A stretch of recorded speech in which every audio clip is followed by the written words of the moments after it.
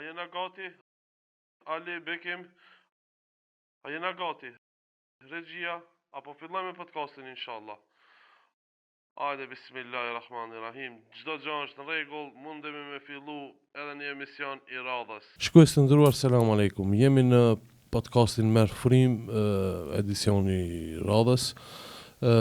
Misafir sot e kemi një historian, bëhet fjalë për Artim Metën nga Struga. Mirë se erdhe. Mirë se ju gjeta, faleminderit për ftesën.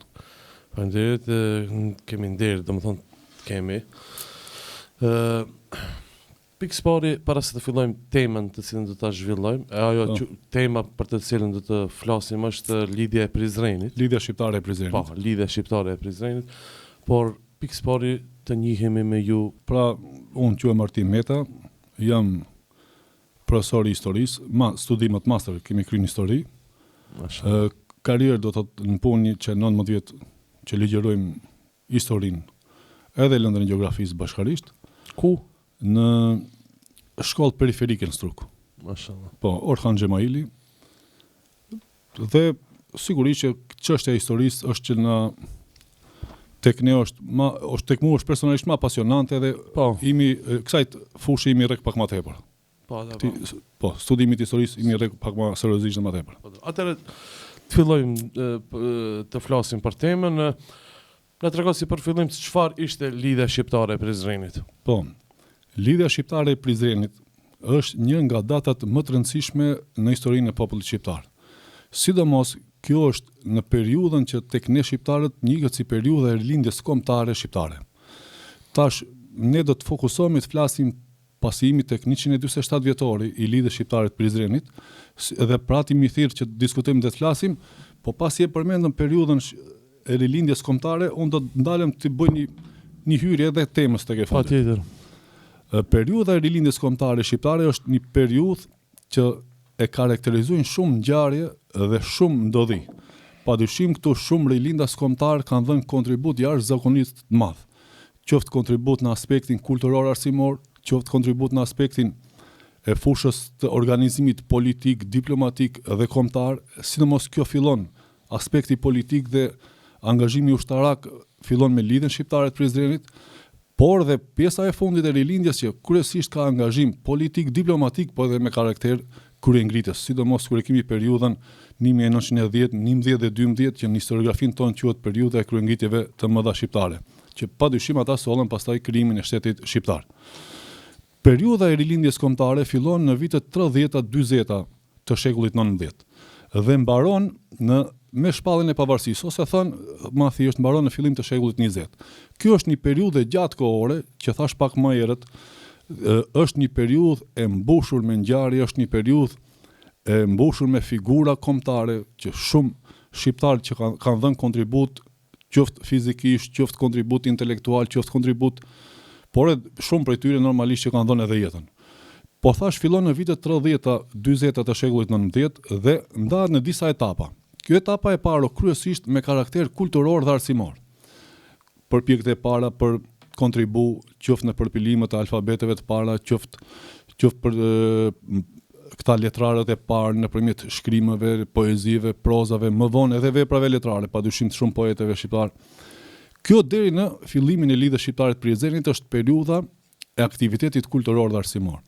Lidhja shqiptare e Prizrenit i jep një konotacion tjetër rilindjes kombëtare. Tash shqiptarët thënë më thjesht ishin konsolidu deri diku, kishin fillu ta ngjizin çështjen e identitetit kombëtar. Dhe çështja shqiptare kishte fillu pak a shumë do thotë që të marrë një kahje, një drejtim duhur. Lidhja shqiptare e Prizrenit u bë shkas që t'ia japet dhe t'ia rrisë rëndësinë e çështjes së kombësisë ose nacionalitetit. Lidhja shqiptare e Prizrenit i jep karakter të angazhimit kombëtar dhe politik rilindjes kombëtare. Tuta shqiptarë do të fillojnë që të organizohen edhe në aspektin kombëtar, do të fillojnë të organizohen në aspektin politik, por edhe në aspektin ushtarak. Dhe periudha e fundit themun e rilindjes kombëtare shqiptare është në fillim të shekullit 20, që ta shqiptarët u angazhuan edhe në aspektin ushtarak, sidomos në vitin 1910, 11, 12, që kulminoi me shpalljen e pavarësisë apo siç njihet tek ne ngritja e flamurit në Vlorë dhe shpallja e pavarësisë nga ana e Ismail Qemalit. Tash ndalemi tek Lidhja Shqiptare e Prizrenit. Lidhja Shqiptare e Prizrenit u mbajt më 10 qershor 1878 në Prizren, në xhamin Bayraklie. Në xhami. Xhamin Bayraklie, po. Normalisht themelus dhe firmtar të Kuvendi i Lidhjes Shqiptare e Prizrenit janë 47, me automatizëm tregon se hapësira është dashjet më e madhe. Tash për Lidhjen Shqiptare të Prizrenit padyshim se kanë shkruajtur shumë historian, kanë shkruajtur shumë akademik dhe ne sot për sa kohë kemi përjetorin e kësaj, mundohemi që sadopak t'japim edhe ne mesazhin ton për këtë ngjarje kaq të madhe. Thash që është një nga ngjarjet më të mëdha në historinë e kombit shqiptar të periudhës të shekullit 19 dhe thash u mbajt më 10 qershor 1878 në Prizren në xhamin Bayraklie. E pse gjithmonë kur flitet për lidhjen e Prizrenit dhe paraqesin një shtëpinë, një shtëpi atje, po jo në xhami. Çka është puna këtu? E tash mendimi im, çështja unë thash pak më herët, për lidhjen shqiptare të Prizrenit sigurisht që është shkruajtur shumë, kanë shkruajtur dhe akademik dhe normalisht kanë dhënë kontribut të çmuar për këtë ngjarje kaq të rëndësishme. Patjetër. Po edhe kjo që e cek në Juve është ja vlen diskutohet. Po. Për shembull, një pjesë e historisë në periudhën e real socializmit ose komunizmit është munduar që të paktën disa figura, e sidomos kleri musliman, të mos ta paraqesin shumë në skenë Xhamin, Islamin. po edhe xhamin, edhe islamin, edhe figurat që kishin karakter kryesisht formim islam ose që kishin kualifikime të drejtimeve islame. Po. Tash dihet botërisht lajmi se xhami është kuvendi është bajt në xhamin Bayraklie. Po. Ishte thash nga datat më të rëndësishme dhe kjo është e rëndësishme për shkak se fillon në mënyrë serioze që të ngjizet çështja e identitetit kombëtar tek shqiptarët. Kjo është një organizatë me karakter ushtarak, politik dhe kombëtar dhe shqiptarët prej këtu fillojnë të unifikohen. Aspekti i dytë pse është e rëndësishme, është shumë e rëndësishme për shkak se shqiptarët në këtë kuvend morën pjesë nga të gjitha krajinët ku jetonte popullat shqiptare. Atëherë territoret shqiptare ishin të ndara në 4 vilajete. Vilajeti i Shkodrës, vilajeti i Kosovës, vilajeti i Janinës dhe i Manastirit. Vilajeti i Kosovës, Shkupi ka qenë. Vilajeti i Kosovës ishte territor më i madh si njësi administrative. Po, më fal, Urdhëro. këto vilajetet kam dëshirë ti sqaroj. Padyshim. Domethënë vilajeti i Kosovës, kush ka qenë në vilajetin e Kosovës? E tash Shkupi apo? Në vilajetin e Kosovës, Shkupi vetëm jo çka qenë pjesë e vilajetit. Ka qenë Biles kryeqendër. është konsideruar si kryeqendra e vilajetit të Kosovës. Pastaj thash vilajeti i Manastirit dhe vilajeti i Janinës, në vilajetin e Manastirit. Po, vilajetin e Manastirit. Cilat ishin rrethonat historike që çuan në krijimin e lidhjes së shqiptare të Prizrenit? Po, rrethanat historike ishin shumë komplekse në këtë periudhë. Duke pas parasysh disa fakte. E para njëherë kriza lindore që është quajtur në historiografi. Kjo kriza lindore kryesisht e karakterizon Perandrin Osmane me Rusin. E dyta, lufta ruso-turke 1877-1878. E treta, por ju për garancia, bile më e rëndësishme, marrëveshja e paqes së Shën Stefanit, ose ndryshe siç njihet Traktati i Shën Stefanit. Dhe e katërta, thirrja e Kongresit Berlinit më 13 qershor 1878, se kur e përmendën Shën Stefanin kjo në mars të vitit 1878, dhe Kongresi i Berlinit ishte bën në opinion e qartë se është thirr të mbahet më 13 qershor 1878, dhe pse tash tham kjo është shumë më rëndësi pse u mbajt lidhja shqiptare e Prizrenit.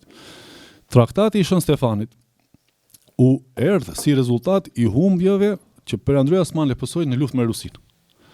Dhe tash pas 2 luftrave që Perandri Osmani humbi, u detyrua tulet në bisedime me Rusinë në Shën Stefan, vend që edhe sot gjendet në Stamboll. Po sipas emrit vendit edhe emrin dhe marrëveshja. Bile kjo quhet në historiografi Traktati i Shën Stefanit, do të thonë ajo që u arrit në Shën Stefan. Tash Perandri Osmani detyrohet të lishoj ndikim politik mbi Ballkanin Rusisë, jo se dote, po për shkak se kishte humbur. Dhe marrja ndikim politik, diplomatik mbi Ballkanin nga ana e perandorisë ruse, me automatizëm i favorizonte shtetet fqinje ballkanike të shqiptarëve. Serbët, Po serbët, Maqedonët. grekët, Maqedonët jo atëherë. Okej. Kryesisht grekët, serbët, bullgarët dhe malazesët. Biles Rusia tash ishte e interesuar bashkë me fuqitë e Evropës, mund të përmendim Francën, Po. Anglia shpesh neutrale, por faktikisht neutrale në të shumtën e rasteve i miratote dhe vendimet, dhe do ta theksojmë Austro-Hungarinë që prej Kongresit Berlinit dhe deri në shpalljen e pavarësisë së Shqipërisë dhe konferencën e ambasadorëve në Londër ka mbajtur interesat kombëtare të shqiptarëve ose për të ruajtur krijimin e një shteti politik etnik shqiptar. Austro-Hungaria i ka mbrojtur ta interesa. E tash, traktati i Shën Stefanit parashikonte zgjerimin e kufive të shteteve ballkanike, që i përmendëm më sipër, dhe me automatizëm coptimin e trojeve shqiptare. Pra, nëse ne përmendëm 4 vilajetet, këto 4 vilajete tregojnë qartë në burimet historike se popullsi shumicë shqiptare ishin shqiptarët. Dhe tash krijimi dhe zgjerimi i shtetit serb në dëm shqiptarëve. Krijimi i shtetit malazes dhe zgjerimi i shtetit malizi në dëm shqiptarëve. Krijimi dhe zgjerimi i shtetit grek në dëm shqiptarëve, padyshim edhe i Bullgarisë. Bile Bullgaria këtu me traktatin e Shën Stefanit merr një lloj jepet një mundësi për krijimin e Bullgarisë të madhe. Në veri të kufizohet me lumin Danub, në jug të ketë dalje deri në detin e Gje. Në veri me detin e Zi dhe në perëndim përmendet liçeni i Orit, por jo shpesh herë edhe deti Adriatik. Që nën kuptohet e krijimi një Bullgarie të madhe, edhe padyshim të shkileshin territoret shqiptare. Kjo i mobilizoi shqiptarët, kjo i organizoi shqiptarët, dhe padyshim tek shqiptar tash kishte një plejad njerëzish, qofsh intelektual, qoftë njerëz që doshin me çdo kusht të mirën vendit vet, kombit vet dhe territoret që kishin synim të ruajnë territoret që ata padyshim ishin shumicë. Prandaj u mobilizuan që ta thirrin kuvendin e quajtur Lidhja Shqiptare e Prizrenit më 10 qershor të vitit 1878. Tash e përmendëm dhe Kongresin e Berlinit. Po, bashkë aty doshta me mu ndodh. Çka ndodhi me atë Kongres Berlinit? Pse u coptuan tokat shqiptare në atë kongres? Po, Kongresi i Berlinit tash ishte thirrë më 13 qershor dhe normalisht i nisi bisedimi 13 qershor 1878. Qëllimi kryesor, pse ishte thirrë Kongresi i Berlinit ishte pikërisht përcaktimi i kufive të rinë Ballkan. Dhe tash këto fuqitë e mëdha. Rusia, Gjermania, Franca, Anglia, Italia. Këto ishte edhe Perandria Osmane. Por duhet ta cekim, pjesëmarrja e Perandrisë Osmane në Kongresin e Berlinit nuk ishte vendimarrje. Për shkak se kriza lindore kishte treguar se Perandria Osmane nuk është fuqi e madhe perandorake, dhe humbja e luftave radhazi 1877-1878 me Rusin dhe traktati i Shën Stefanit kishte krijuar një balans tjetër për Perandrinë Osmane. Pra, si një perandori tash rënje dhe ndopsim. Bile në një lloj etiketimi i smuri i Bosforit e qurshin fuqitë e mëdha kur i referoheshin Perandrisë Osmane. Pa çka se Sultan Abdulhamiti vazhdoi ta mbajë deri në vitin 1908 kur ndodhi revolucioni gjën turk, për cilën ndoshta mund të flasim pak më vonë. Patjetër. Tash Kongresi i Berlinit u thirr kryesisht për përcaktimin e kufive në Ballkan. Dhe ki është e parasysh për kufit e Greqisë, Bullgarisë, Serbisë dhe Malizi, dhe as pak nuk ishin rendite kufit e shtetit shqiptar. Do të thonë ka qenë rreziku që hiç mos më formu aty, bile nuk u formu. Këtu nuk u përcakton kufit e shtetit shqiptar. Këtu u caktou kufit e shtetit Greqisë. Greqia kur e mor pavarësinë në vitin 1829 kishte 30% të këtyre territorëve që ka sot. Serbia po ashtu, Bullgaria e përmendëm pak më herët, Malizi, çdo herë ka shku në zgjerimet territorësh të kurrë. Sa herë që janë zgjeruar kanë goditur këto territorët ku jetoshin popullsia shumicë shqiptare. E tash në Kongresin e Berlinit shpeshherë haset, por edhe ndër historianët, se fajin e ka Perandria Osmane. E tash pse dua ta potencoj, Perandria Osmane ishte pjesëmarrëse, po nuk ishte vendimarrëse. Shqiptarët në kuvendin e Lidhjes Shqiptare të Prizrenit morën disa qëndrime dhe vendime, një ndër ta ishte që të mbrohen territoret shqiptare. Perandria Osmane i paraqiti në Kongres, po nuk ishte fuqi të mbrohej në Berlin. Në Berlin, në Kongresin e Berlinit. Veç pak. Lidhja e Prizrenit ka ndodhur para Kongresit të Berlinit apo pas? 3 ditë para Kongresit të Berlinit. 3 ditë para. Po. Bile platforma formohet më 18 qershor 1870. Po dhe bisedimet e Kongresit të Berlinit vazhduan me javë të tëra, jo për një ditë ose për një javë. Po. Ajo që potencova para fundit. Perandria Osmane ishte pjesëmarrëse pa vendimarrjen në Kongresin e Berlinit. Mirë po i ka paraqit kërkesat e shqiptarëve që janë mbajtur në lidhjen e Prizrenit. I ka paraqit kërkesat të shqiptarëve dhe ajo që duhet potencohet tash pa Po. Perandoria Osmane kishte edhe një interes tjetër. Kur pasi tash ndikimi i saj dhe fuqia perandorake bie, rrezikoheshte që edhe ajo të riqet nga Evropa. Synimi i saj për të mos u tërheq prej Evropës vazhdo të qëndruhe në Ballkan në territorin shqiptar. Dhe kjo do të potencohet tash. E qartë. Duke i menduar çdo herë shqiptar si alat vetët. Po, ne. Si alat se jo si pushtues si shkon qef me Si alat.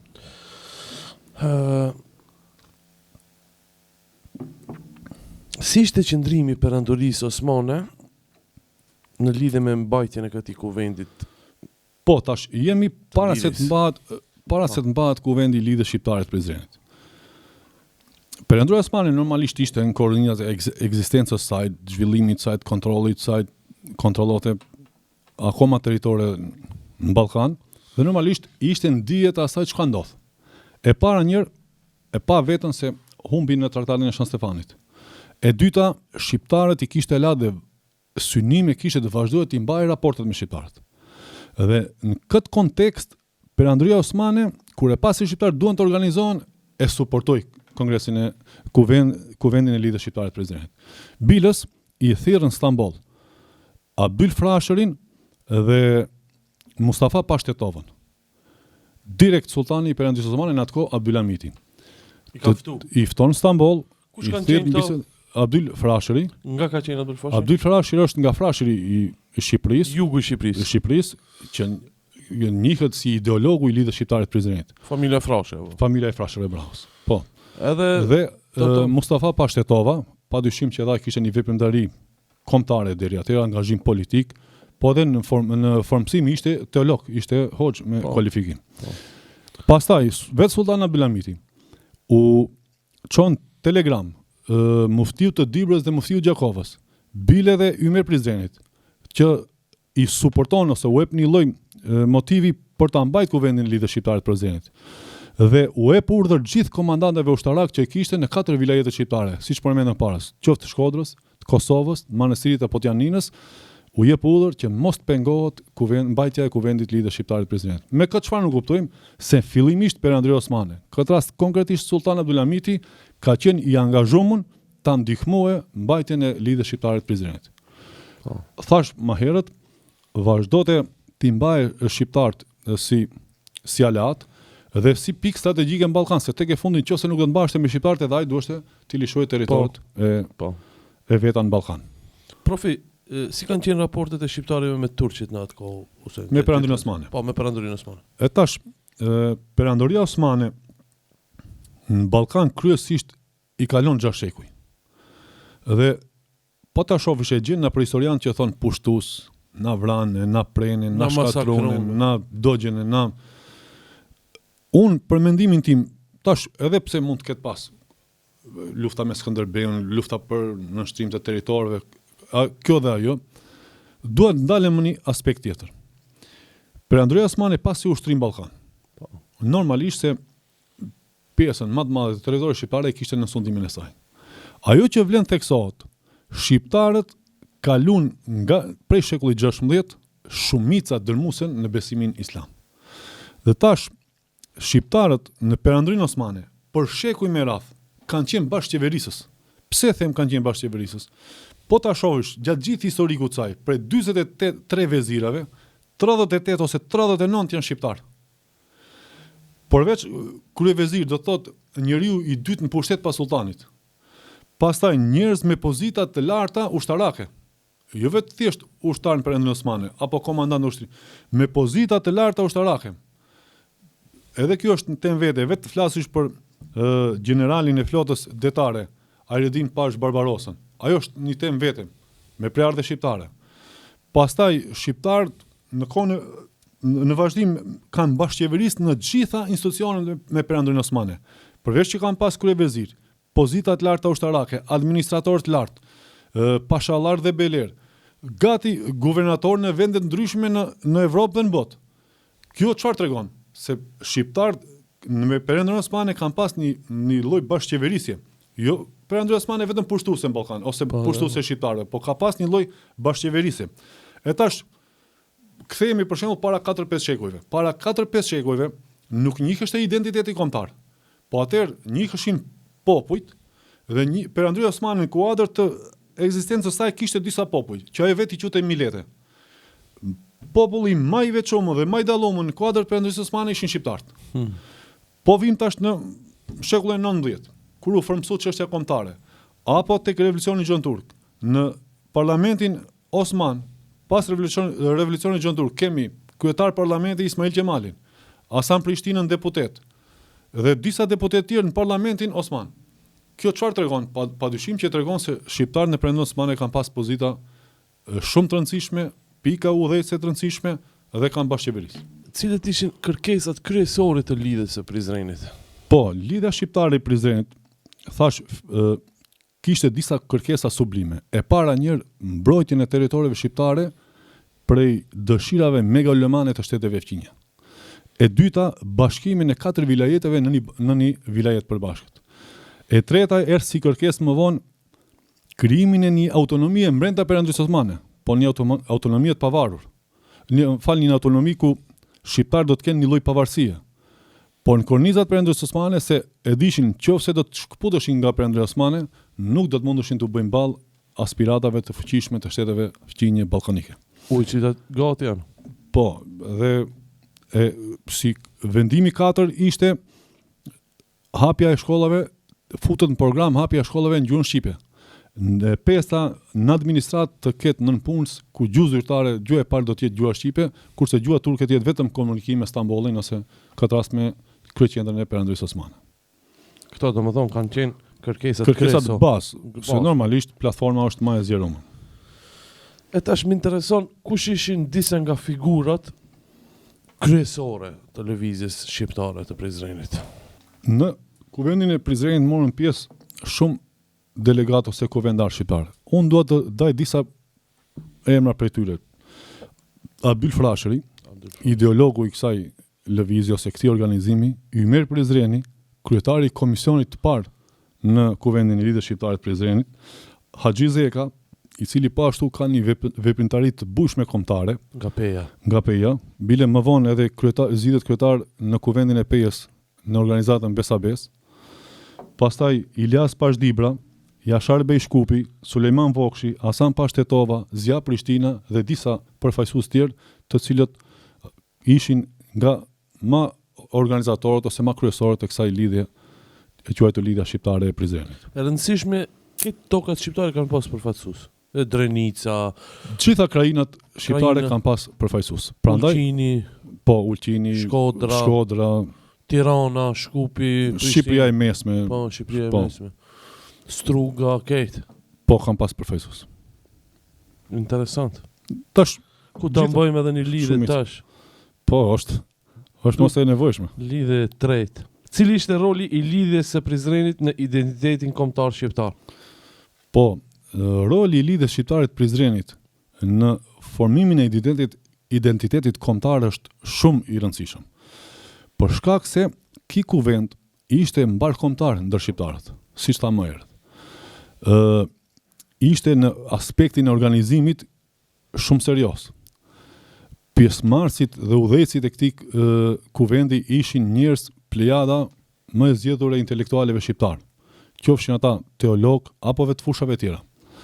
Dhe padyshim, tash ky kuvend mbarkombëtar e ngjizi dhe i dha një seriozitet më të madh çështjes së identitetit kombëtar. Bile këtu fillon dhe trasohet rruga që shqiptarët erdhën deri tek kërkesa pastaj më vonë për ta krijuar një shtet pavarur apo shtetin e mëvetësishëm shqiptar. Prandaj kuvendi i lidhjes shqiptare të Prizrenit luan rol vendimtar në formësimin e vetdijes kombëtare shqiptarëve dhe u bë frymëzues për gjeneratat e reja që aspekti kombëtar tek shqiptarët të fillohet të mobilizohet dhe të futet në fusha dhe lëmi apo në gjitha fushat që u përkiste shqiptarëve. Çfarë ndodhi me lidhjen e Prizrenit? Pse u shpërbëi?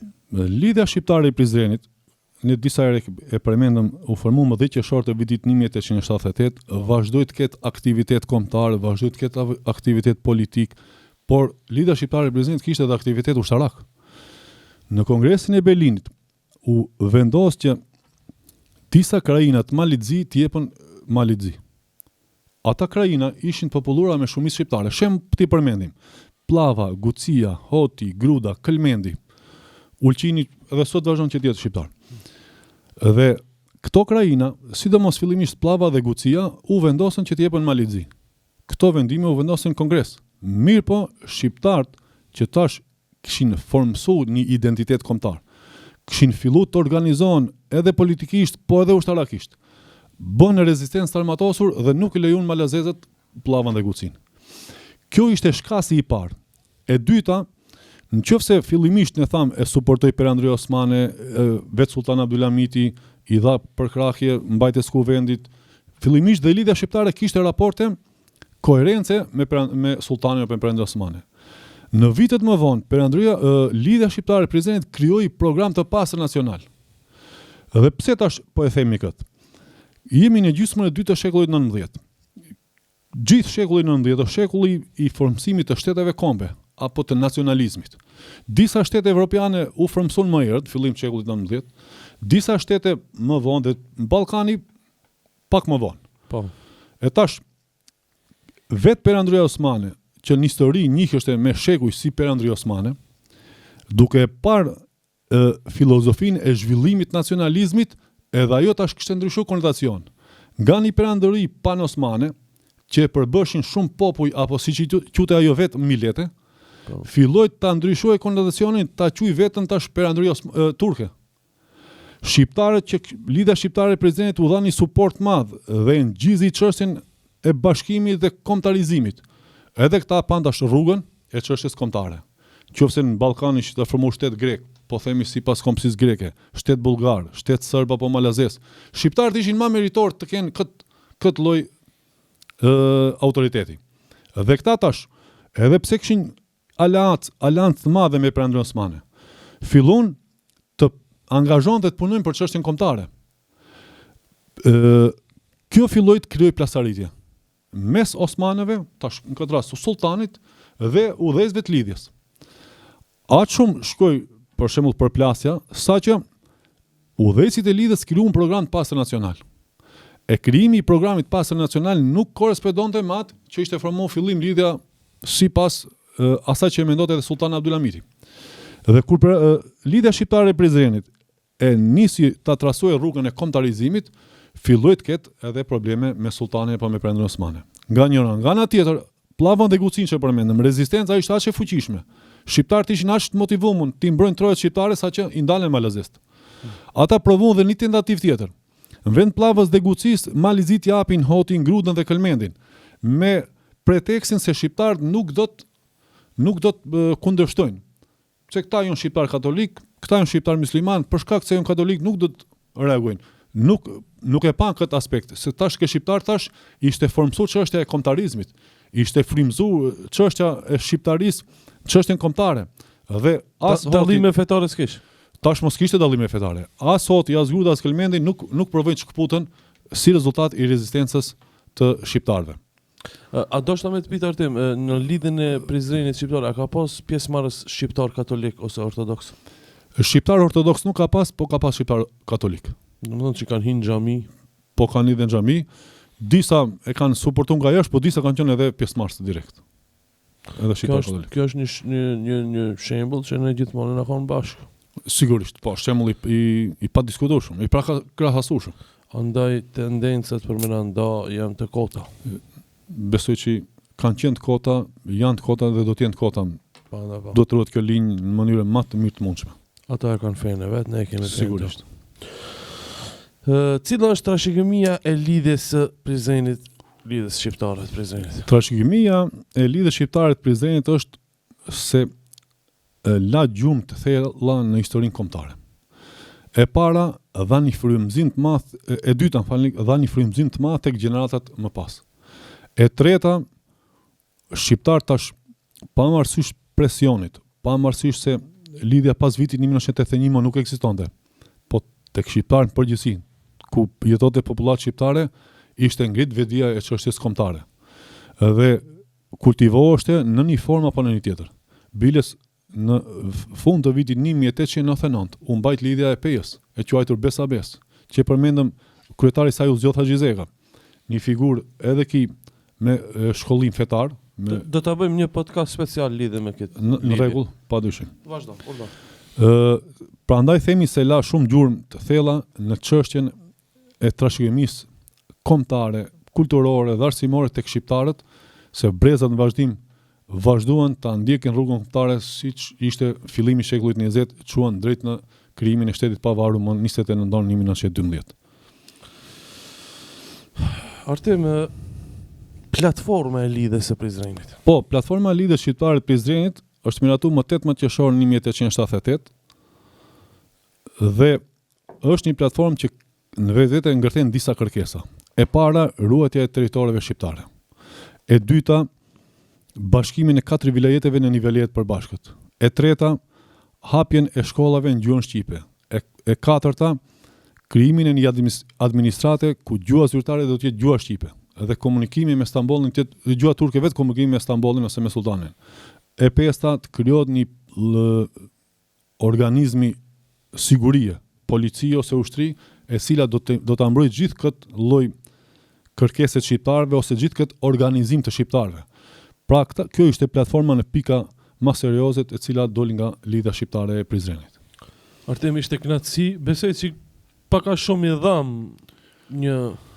Po tash ju faleminderit për ftesën. Po. Normalisht për lidhjen shqiptare e Prizrenit të flitet deri në mbrëmje është pak. Po.